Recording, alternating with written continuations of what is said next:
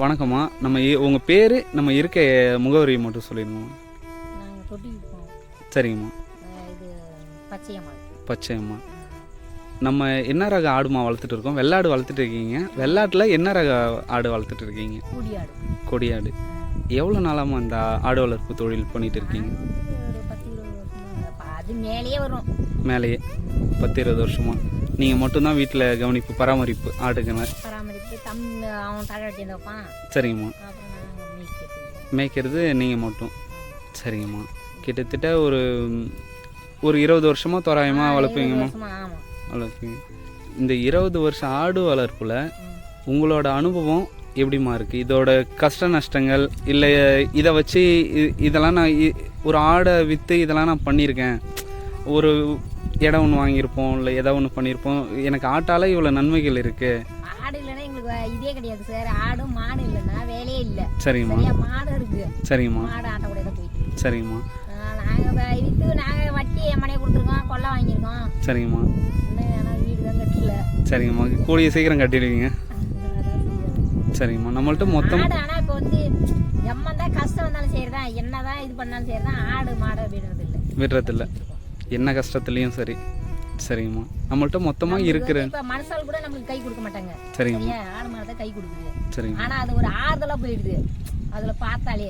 சரியா, நம்ம வந்து இங்கே சனங்கள்கிட்ட பேசுறதோட ஆட்டு மாடு, எனக்கு ஆடு மாடு தான் எனக்கு உசுறு. சரிங்கம்மா. ஆட்டு மாட்டை வளர்க்கு எம்மா தான் அவன் சிங்கப்பூர் போனால் அங்கே போனால் இங்கே போனால் அப்போ கூட அது ஆட்டு மாட்டை வெறுக்கல விற்கல. சரிங்கம்மா. இப்போ நம்மக்கிட்ட மொத்தமாக இருக்கிற ஆட்டோட எண்ணிக்கை எவ்வளோமா வரும்? நம்மளுக்கு மொத்தமாக இருக்கிறது இப்போ 20 உருப்படி இருக்கு. ஈத்தாடுங்களா இல்லை குட்டி எல்லாத்தையும் சேர்த்தே சொல்கிறீங்க? எல்லாத்தையும் சேர்த்து. இப்போ ஈத்தாடு மட்டும் எவ்வளோமா இருக்கும் நம்மக்கிட்ட? அதெல்லாம் ஒரு 20 உருப்படி, ஒரு 10 உருப்படி வரும். 10 உருப்படி. பெரிய ஆடு. சரிங்கம்மா. ஒரு ஈத்துக்கு நமக்கு 10 ஆட்டின் மூலமாக ஒரு 20 குட்டி கிடைக்குமாம்மா? அது ஒன்று போடுறது இருக்கு, சரிங்க. 2 போடுறது இருக்கு. சரிங்கம்மா. இப்போ 3லாம் போடுறதுக்கு வாய்ப்பு இல்லை. சரிங்கம்மா. 2 உருப்படி இல்லைன்னா 1 1 அவ்வளோதான். ஆனால் ஒன்று நம்ம இப்போ ஒரு ஆடு விற்றாலும் ஒன்று விற்றாலும் கூட நம்மளுக்கு 10-11 விற்கலாம். சரிங்கம்மா. அந்த நாட்டாடு வந்து அது மாதிரி விற்க முடியாது. சரிங்கம்மா. இது நல்லா உயர்ந்தளமாக இருக்கிறதால நல்லா இதை பண்ணுறது. இப்போ ஒரு கெடா குட்டி வந்து ஒரு பண்டிகைன்னு வச்சுக்க பார்த்துக்கோங்க. 15,000 20,000 நம்ம எப்படி வளர்க்குறத பொறுத்து இருக்குது. சரிங்கம்மா. சரிங்கம்மா. இப்போது நம்மக்கிட்ட இருக்கிற ஆடு மூலயமா உங்களோட வருட வருமானமாக ஒரு தோராயமாக என்னம்மா கிடைக்கும் உங்களுக்கு? எங்களுக்கு வருமானமாக வந்து அப்புறம் இடையில விற்கிறது இருக்குது. இதே இப்போ இந்த வருஷத்தில் வந்து ஒரு 80,000 விற்றாங்க. சரிங்கம்மா. அந்த கொள்ளைக்காட்டு வேலையை பார்த்துட்டு எல்லாத்தையும் பார்த்துக்கிட்டு அது புரியுதும்மா. சரி, இப்போது ஆடு வளர்ப்பை பற்றி நீங்கள் என்னம்மா நினைக்கிறீங்க? சில பேர் வந்து ஆடு மாடு வளர்க்குறோன்னு ஊரில் இலக்காரமாக பேசுகிற நிறைய பேர் இருக்காங்க. எங்கள் ஊர்லேயும் இருக்காங்க, எல்லா ஊர்லேயும் இருக்காங்க. யாருதான் எந்த ஊரில் எப்படி இருந்தாலும் சரிதான். சரிங்க. ஆடு மாடு தான் சார் நம்மளுக்கு கை கொடுக்குறது. மனுஷன் கூட கை கொடுக்கணும். சரிங்கம்மா. இன்னைக்கு இப்போ டக்குன்னு இப்போ வேணும்னா இப்போ நம்மளுக்கு 10,000 பணம் வேணா இப்போ அதை பிடிச்சி விற்கலாம். நம்மளுடைய பொருள் அது கையில் காசு இருக்கிற மாதிரி அது. இப்போ ஆடு வந்து வெட்டின தொலைய மூக்குன்னு சொல்லுவாங்க. அதே டைம் தான் அது. சரிங்கம்மா. புரியல. நீ இப்போ அவன்கிட்ட கடன் கேட்டாலும் அவனுக்கு 10 நாள் 20 நாள் ஆகும். அவங்க தரன்னு கூட தராத கூட விட்டுருவான். சரிங்கம்மா. இது நமக்கு வெட்டின தலையை மூக்கு. சரிங்கம்மா. இப்போது நம்மக்கிட்ட இருக்கிற ஆட்டில் ஏதாவது நோய் நொடி வந்தால் அதுக்கு நீங்கள் முதல் உதவியாக என்னம்மா பண்ணுறீங்க? முதல் உதவியாக நாங்கள் என்ன பண்ணுறோம், அதுக்கு என்ன வந்தாக்கா இதே ஊசி போடுவோம். சரிங்கம்மா. மாத்திரை போடுவோம். உங்கள் இத்தனை 20 வருட ஆடு வளர்ப்பில் நீங்கள் அதிகமாக சமாளித்த நோய்னா எதம்மா சொல்லுவீங்க? நோயெல்லாம் வந்து என்னன்னு கேட்டிங்கன்னா அது இந்த மயாடல வந்து இந்த கால் நொண்டுறது அவ்வளோதான். எதாவது அப்புறம் சப்போஸ் எதாவது அரிசி கிரி திணிச்சுன்னா வயிறு உப்பிசும். இதுக்கெல்லாம் வீட்டிலே நீங்கள் முதல் உதவி பண்ணிவிடுவீங்களா, இல்லை டாக்டரை மருத்துவரை கூப்பிட்டு ஏதாவது வைத்தியம் பார்ப்பீங்களா? இப்போ சப்போஸ் இப்போ எங்கள் சோடா அது இது வாங்கி போட்டு அதை சமாளிச்சிருவான். சரிங்க. இல்லைனாக்கா அப்புறம் மெடிக்கலில் வந்து இந்த மருந்து அதுக்கு தகுந்த மருந்து வாங்கிட்டு வந்து சமாளிச்சிருவோம். சரிங்கம்மா. இந்த காலில் புண்ணு வந்துன்னா ஏதாவது பூச்சி கீச்சி வச்சுச்சுன்னா நம்ம ஒரு தாயில் அதை இதை அரைச்சி வச்சு கட்டுறது, இந்த கல்புரம் அதெல்லாம் பண்ணி கொஞ்சம் ஓரளவு முடிச்சிடுவோம். சரிங்கம்மா. இந்த காலத்து பசங்க வந்து நிறைய பேர் ஆடு மாடு வளர்த்தணுன்னு சில பேர் வந்து நிறைய பிரியப்படுறாங்க. சில பேர் இப்ப வந்து வீட்டு கூட இந்த டிவி இந்த என்னது செல்ல பார்த்துக்கிட்டு பேசாம படுக்குங்க குந்திருக்கணும்னு நினைக்கிறாங்க. சரிங்கம்மா. இப்ப நான் மெயின்டைன் பண்றேன்னா நம்மளுக்கு டிவி அந்த செல்லு இப்ப காலைல கூட என் செல்லால தீன்மை இருக்கு. சரிங்க எதை மெயின்டைன் பண்ணுறது? இப்போ சில பேர் நம்ம ஜாலியாக டிவி பார்த்துட்டு நம்மளே ஊட்டப்படுறோம். இப்போ ஏன் இப்போ நாளாக டிவி பார்த்துட்டு சொன்னேன்னு நம்மளுக்கு முடிஞ்சிச்சு. பசங்களுக்கே கல்யாணம் பண்ணிச்சு. சரிங்க. இப்போ பொண்ணு தான் இப்போ மாசமாக இருக்குது. இந்த இப்போ சரிங்க. அது முடிஞ்சுன்னா வேலை முடிஞ்சிடுச்சு. சரிங்க. அதேமாரி கண்டிஷனில் இருக்குல்ல, நம்மளுக்கு ஏன் இது ஆட்டு மாட்டு மேய்க்கிங்கிற என்ன தலையத்து நம்மளுக்கு இருக்குது. புரியுது புரியுது. புரியல. இன்ன வரையிலும் எங்கள் வீட்டுக்காரர் 5 வயசுலேயே விட்டு சேர்த்துட்டாரு.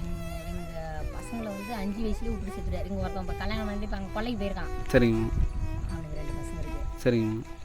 அந்த மாதிரி நேரத்தில் வந்து அவர் 5 வயசுல விட்டு சேர்த்துட்டாரு. சரிங்க. அதனால வந்து அப்பயுமே அந்த எங்கள் வீட்டுக்காரர் செத்தப்பத்துக்கு தான் மாடை நான் மெயின்டைன் பண்ணேன். சரிங்க. மாடை ஆனால் எங்கள்கிட்ட இருந்துகிட்டே இருந்தது. சரிங்க. அதனாட்டே வந்து நம்ம இதுமாரி ஆகிட்டா யார் மாட்டையும் நம்ம போய் சாணம் எடுக்கக்கூடாது அப்படின்னு சொல்லிட்டு அந்த மாட்டை பிடிச்சி மேய்ச்சான். சரிங்க. 1.25 தான் அப்போ பால் கறந்தது. சரிங்க. இப்போதைக்கு வந்து என்னன்னு கேட்டிங்கன்னா, அந்த மாடு வந்து வேற ஒரு கண்ணுக்குட்டியை போட்டு சரிங்க. கண்ணுக்குட்டி மூலியமா அது 4 லிட்டர் 4.5 லிட்டர் பால் கறந்து. சரிங்க. சரியா? அதேமாரி அந்த கஷ்டத்தை அனுபவிச்சதோடு தான் எங்கள் வீட்டுக்காரர் 70,000 கடத்தோட விட்டு சேர்த்துட்டாரு. புரியுது. புரியுதா? அந்த கடனை அடைச்சி இதில் 3 படிக்க வச்சு 10வது தான் படிக்க வச்சு. அவனுக்கு பெரிய பஸ் இல்லை. ஆனால் படிக்க என்னால் ட்ரை பண்ணால் அவனெல்லாம் படிக்கல. படிச்சுருந்தா ஒன்றும் பிரச்சனை கிடையாது. சரி இருந்தாலும் எதே கண்ணு தெரிய வச்சாச்சு. கண்டிப்பாக. அப்புறம் அவனெல்லாம் கல்யாணம் பண்ணிட்டாங்க. குழந்தை இருக்குது.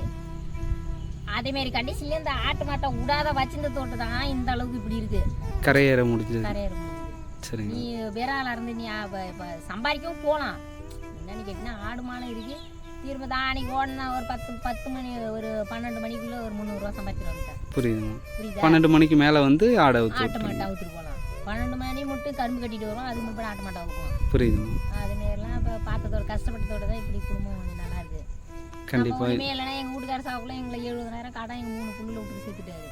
வேற ஒருத்தவங்களாம் அந்த நிலைமையிலையும் கடன் அடிக்க முடியல. எப்போ எங்கள் வீட்டுக்கார சேர்த்து இப்போ வந்து எத்தனை வருஷம் ஆகுது?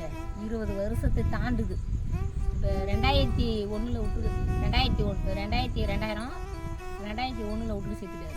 சரிங்க. அதுலேருந்து இன்னும் இப்போ வந்து எத்தனை இப்போ வந்து 25 நடக்குது. கிட்டத்தட்ட 24 வருஷம் பக்கமாகுது. அப்போல்லாம் எப்படி இருந்திருப்பேன்? அந்தமாரி கண்டிஷனில் அதெல்லாம் தாண்டி வந்து இந்த புழுவை சாப்பிட்டு பண்ணி அப்போ ஆடு பண்ணிட்டு இருந்தாங்க. இப்போ என்ன சொல்லிட்டான், நீ என்ன சம்பாதிச்சிருந்தான் ஒரே வார்த்தையில் புரியல. இப்போ ஒருத்தவங்க போயிருக்கானே, கொல்லைக்கு போயிருக்கானே, நீ என்ன செஞ்சுட்ட அப்படிங்கிற மனசு எவ்வளோ கஷ்டப்படுது. அப்போ வந்து ஆடு வளர்ப்பு வச்சு தான் நீங்கள் முன்னுக்கு வந்தீங்க. ஆடு வளர்ப்பு பண்ணலாம் அப்படின்னு சொல்ல வரீங்க. ஆடு வளர்ப்பு இருந்ததால் தான் நீங்கள் கரையேறணுன்னு சொல்ல வரீங்க. சரிங்க. சரி, ரொம்ப நன்றிங்க. சரி, தேங்க்ஸ்.